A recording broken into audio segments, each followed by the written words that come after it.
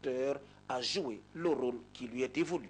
Ce que nous venons de faire fait partie des actes qu'il faut poser pour que le processus dans la phase du deuxième tour soit totalement transparent. Le gouvernement doit poser tous les actes, qu'ils soient de caractère réglementaire, qu'ils soient de caractère financier ou logistique. Nous devons le faire pour que nous puissions tenir les délais, mais dans la transparence totale. Il faut que les deux candidats soient à égalité. Pour ce qui nous concerne, nous devons poser les actes qui nous semblent absolument indispensables pour qu'aucun candidat ne soit désavantagé. Et maintenant par rapport à l'implication du MATAP? Mais le MATAP doit être impliqué. Les accords de Ouagadougou ont dit que c'est le gouvernement qui organise les élections. Notre responsabilité est immédiate.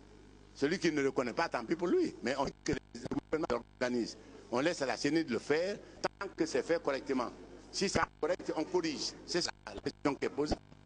Au cours des débats, le du RPG du professeur Alpha Condé, dans le souci d'évacuer la lacune et de donner un cadre juridique aux documents devant régir le MATAP et la CENI, est favorable à l'idée d'un décret. Au nom du candidat du RPG et de l'Alliance Arc-en-Ciel, ce que nous pouvons retenir, c'est que sur le fond, toutes les parties sont d'accord. C'est-à-dire la nécessité de préciser les missions qui lient le MATAP au processus électoral. Nous pensons que le niveau de réglementation exigé pour une telle action et pour cause d'ordre public et pour cause de gestion correcte des contentieux, c'est le niveau du décret. Nous pensons que c'est un décret du président de la République qui doit être pris instamment pour réglementer ces relations, pour que, obligation soit faite au MATAP de jouer son rôle. Deuxièmement, qu'en cas de contentieux, la Cour suprême puisse se positionner sur un texte réglementaire du pays et non sur un simple protocole d'accord. Pour le représentant de l'UFDG du LH, Cédel Diallo, dans la gestion du processus électoral, les rôles sont déjà définis. C'est un appui contractuel qui lie la CENI au MATAP. Nous disons que faire un décret, ce serait aller à l'encontre de l'indépendance indispensable de la CENI entre le premier et le second tour. Et de ce point de vue, les gouverneurs, les préfets à l'intérieur du pays, qui au vu et au su de tout le monde sont en train de mener campagne, nous indiquent en aucune manière l'UFDG n'acceptera un décret quelconque dans le cadre de la gestion du processus actuel, d'autant plus qu'il y a déjà eu le décret d'application, le code électoral, et il n'y a pas de raison qu'il y ait autre chose. La CENI et le MATAP et les autres ministères sont suffisamment majeurs pour avoir des accords particuliers régissant les relations. La CENI a saisi la balle au rebond pour s'inscrire dans une logique de cogestion des élections. Toutefois, elle n'est pas pour l'idée du débat. Nous réjouissons de cette rencontre parce qu'elle est essentiellement basée sur le protocole d'accord que nous avons élaboré dans le souci de l'application de l'article 2 de la loi du code électoral. La CENI est régie par des lois. C'est cette loi que nous avons voulu appliquer, mais en protocole, en élaborant le protocole d'accord et qui a été signé dans les murs de la CENI entre le MATAP et la CENI. Maintenant qu'il est question de réaménager ce protocole d'accord pour impliquer tous les acteurs du processus, nous sommes d'accord. Mais à savoir maintenant qu'au lieu d'un protocole d'accord, il faut un décret, là nous ne sommes pas d'accord, la CENI n'est pas d'accord. Comme le voit, tous les acteurs sont d'accord sur le respect des clauses contractuelles et des dispositions législatives réglementaires, mais le point d'achoppement se trouve au niveau de la signature d'un décret. À travaux en plénière hier vendredi au CNT, la journée a été consacrée à la restitution des résultats issus des travaux de la commission interinstitutionnelle relative à la forme de coopération entre la CENI et les départements ministériels impliqués dans le processus électoral. Les membres du CNT ont été informés aussi du séjour sanitaire de la présidente au Canada. Reportage François Lama. La plénière de ce vendredi a débuté par une information des membres du CNT sur le séjour sanitaire de la présidente du CNT au Canada. Elle a un peu d'arthrose qui nécessite un repos et un petit soin. Par conséquent, elle est restée en repos à la maison et lui a été conseillé d'aller dans une station spécialisée qui puisse un peu soigner ce mal.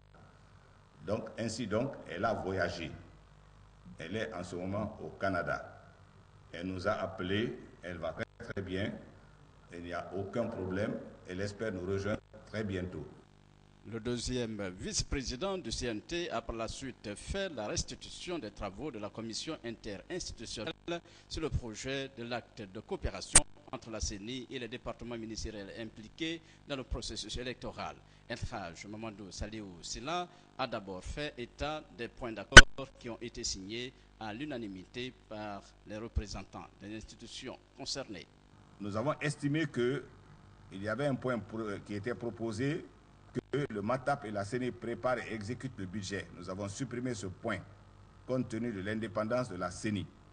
L'assistance dans le domaine de la mobilisation des ressources financières pour la conduite du processus électoral, tant au niveau de l'État qu'au niveau des partenaires au développement. Ensuite, établissement et révision de listes électorales. Gestion du fichier électoral.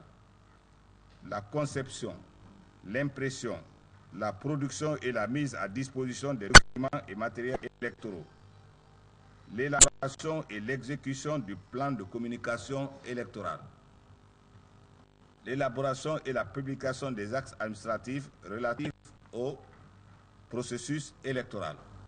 Le deuxième vice-président du CNT, qui a largement expliqué les 18 points concernés, a également informé les 84 conseillers nationaux présents à la rencontre des points de désaccord portant essentiellement sur la dénomination du projet de coopération qui doit être mis sous la signature du chef de l'État. Est-ce que cela doit se faire par un décret, un accord de coopération globale, une convention, un mémorandum, etc. Pour ça, il y a eu des discussions, beaucoup de discussions. Nous avions eu recours à 2 experts pour donner leur point de vue sur la question. Selon les commentaires de ces 2 appelés en consultation, un tel document a déjà une valeur juridique avec sa nomination en tant que protocole d'accord entre la CENI et le MATAP. À partir du moment où les signataires sont définis, ils se sont mis d'accord pour une coopération donnée.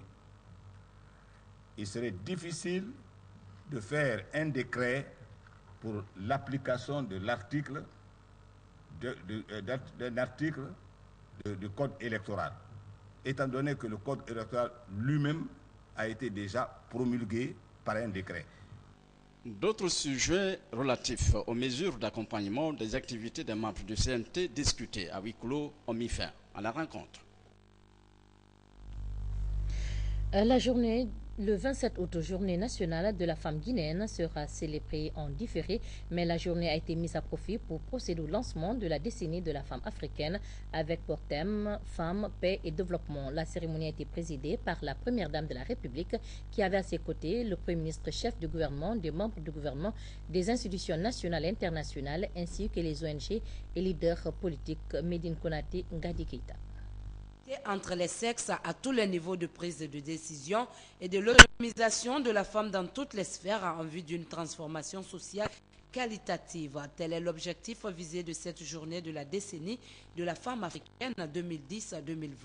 Présidée par la première dame de la République, Adja Touba Konaté, la femme guinéenne vient de prouver une fois de plus son engagement et sa détermination à participer pleinement au développement de son pays et du continent. Placée sous le thème « Femmes, paix et développement », la décennie de la femme africaine est une méthode pour mettre en exergue la mise en œuvre et la réalisation des objectifs que s'est fixé l'Union africaine. Une occasion pour le représentant de cette institution de revenir sur l'historique de la décennie de la femme africaine. Rappelons que l'idée de la décennie des femmes a été lancée en 1975 par les Nations Unies lors de la première conférence mondiale sur les femmes tenue à Mexico. Depuis ce temps, les femmes africaines ont été impliquées et continuent à participer aux consultations locales et internationales sur les droits des femmes et l'égalité des sexes. Organisée par le ministère de la Solidarité nationale, de la promotion féminine et de l'enfance, cette journée a permis à la ministre de tutelle de formuler des recommandations. Au plan institutionnel, la création d'une division genre au sein de tous les départements ministériels, la mise en place d'une ligne budgétaire dans tous les ministères pour le financement du genre, le rétablissement par un décret présidentiel de la date du 9 février comme fête nationale de la femme. Ce jour, une femme en état de famille a perdu sa vie et celle de son enfant pour l'indépendance de ce pays. Je veux citer notre héroïne, Mbalia Kamara. Pour le Premier ministre, chef du gouvernement, 33 ans de lutte suffisent pour reconnaître les droits de la femme guinéenne et privilégier son épanouissement. Nous prenons acte au nom du général d'armée Sékouba Konaté, président de la République, qui aurait dû être ici pour vous montrer tout l'intérêt, j'allais dire toute l'importance qu'il attache aux manifestations des femmes, parce qu'elles sont une dimension historiquement démontrée du combat de notre peuple pour son émancipation, pour son bonheur, pour sa sécurité. Je ne crois pas qu'il faut inventer de nouveaux droits aux femmes, puisque le 9 février 1955, une femme est morte, c'est que déjà à cette époque-là, les femmes étaient en nombre impliquées dans le combat de liquidation du système colonial. A rappelé que le 27 août est spécialement consacré à la journée de la décennie de la femme africaine en lieu et place de la journée nationale de la femme qui sera célébrée très prochainement en Guinée. Le nouveau gouverneur de la ville de Conakry a procédé ce week-end au lancement d'une campagne coup de balai. La campagne a débuté à Kolay Imprimerie, c'est dans la commune de Matam, en présence des 5 maires de Conakry, des associations féminines et des femmes balayeuses. Reportage Moussa Bangoura. Soucieux pour la propriété de la capitale, le nouveau gouverneur, dans sa noble mission de ses prédécesseurs, a procédé au lancement officiel de la campagne d'assainissement et de coups de balai de la ville de Conakry ce samedi. Les quartiers Koléa Imprimerie, Mafankou et Madina, dans la commune de Matam, ont été les premières étapes de ce marathon d'assainissement. C'est la première sortie sur le terrain avec, vous avez regardé la population guinéenne, les 5 communes. Nous sommes avec les 5 maires de la ville de Conakry, y compris certains chefs de quartier. Et l'armée, au plus de moi, c'est très important. Nous demandons à la population guinéenne vraiment de prendre l'exemple militaire.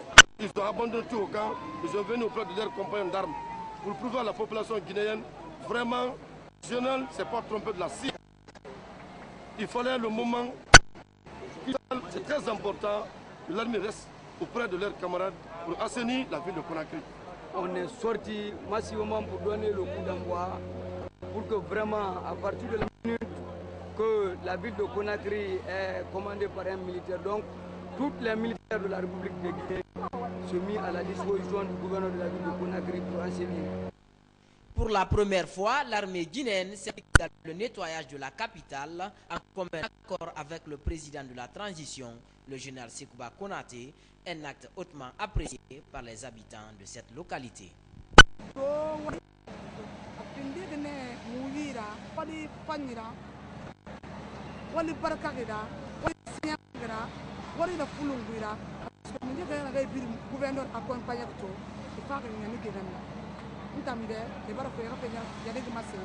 Général Sékouba Konaté, gouverneur Resko Kamara, gouverneur de la ville de Conakry. Napui, nous sentons que nous avons fait le tour. Nous avons fait le moyen gouverneur. Nous avons fait le tour.